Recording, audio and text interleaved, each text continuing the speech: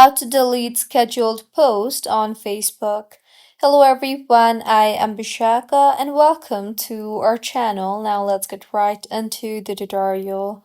Firstly, go ahead and open the Facebook application on your device and make sure you are signed in. Now tap on the menu option on the bottom right of your screen and then tap on your name option you see there.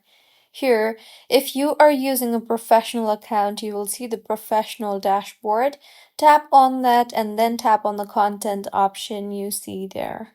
Now tap on the See All option beside Content Library, and in the interface that you will be led to, you will be able to see all your scheduled posts.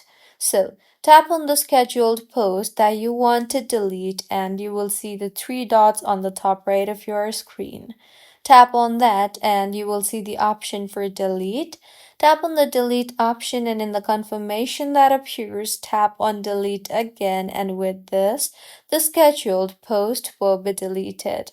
So this is how you can delete scheduled posts on Facebook. If you find this tutorial helpful, please like the video and do comment if you have any queries.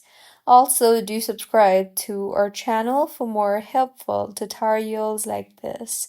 See you on the next one.